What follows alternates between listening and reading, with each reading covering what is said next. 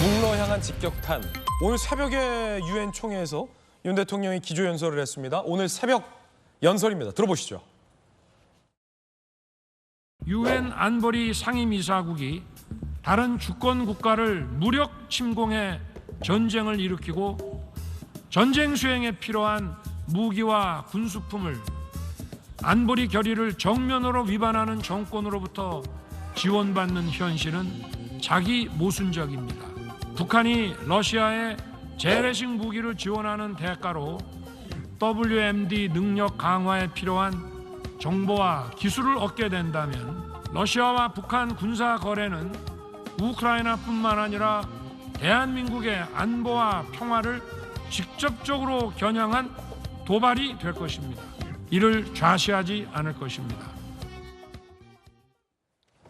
자, 윤석열 대통령이 러시아의 우크라이나 전쟁 도발 그리고 러시아의 북한과의 어떤 무기 거래 의혹과 관련해서 러시아를 앞에 두고서 비판을 했습니다. 대놓고 비판을 했습니다.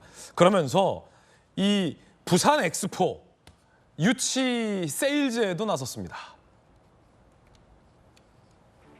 세계 시민이 함께 자유 확장해 나가는 연대 플랫폼이 될 것이다 라며 방미 중에 40여 개국 정상과 만날 예정이다 라고 합니다. 대통령실 관계자를 제가 직접 취재해 봤는데 대통령이 해외 순방 나갈 때마다 부산 엑스포를 입에 달고 산다 라는 얘기들도 전해 들을 수 있었습니다.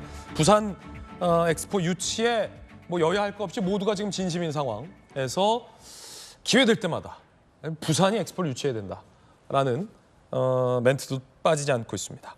그런가 하면 문재인 전 대통령이 현 윤석열 정부를 향해서 강도 높은 비판을 했습니다. 특히 보수 정권에서 안보와 관련해서 평화가 없다라는 취지의 강한 비판을 했고 이 비판 하루 만에 대통령실에 강한 반박도 나왔습니다. 함께 준비되어 있습니다. 들어보시죠. 역대 정부 중 단 한 건도 군사적 충돌이 없었던 정부는 노무현 정부와 문재인 정부뿐입니다. 안보는 보수 정부가 잘한다. 경제는 보수 정부가 낫다. 조작된 신화에서 이제는 벗어날 때가 되었다는 것을 마지막으로 강조하고 싶습니다. 자, 그러자 대통령실에서는 아니 그 노무현 문재인 정부 때 있었던 평화가 굴종적으로 한산한 상황이다. 그게 무슨 평화냐라고 하루 만에 반박을 했습니다. 압도적 힘에 구축하는 것이 진정한 평화다라고 반박을 했습니다. 여야 두 분 의견 들어볼 텐데요. 아쉽게도 저희 김진애 돌직구쇼에 남은 시간이 1분이라 30초씩 드리겠습니다. 한 분이 길게 되면 한 분은 줄어들게 되는 최영두 의원. 네, 제가 하겠습니다. 정말 이건 조작된 말씀입니다. 제가 보니까. 자, 노무현 정부 때는 그래도 제주 군항을 만들고 우리 국방의 그 자위력을 높이고 또 초기에는 대북 송금도 수사를 했습니다. 네. 노무현 정부랑 연결시키는 것도 좀 어불성설이고 노무현 정부는 한미 FTA, 이라크 파병을 통해서 한미 동맹을 강화시킨 측면이 있습니다. 문재인 정부는 뭐 했습니까? 오히려 우리가 지금 위험하지 않습니까? 휴전선에서 북한이 장사정포나 단거리 미사일 쏘면 서울이 정말로 굉장히 위험합니다. 예. 그걸 지키기 위한 것이 우리 안보자산이고 북한보다 월등한 것이 바로 휴전선 부근을 지키는 안보자산이거든요. 그걸 뭐 9.19 평화협정이랑 뭐냐 해가지고 북한은 그런 정찰자산이 없습니다. 아예.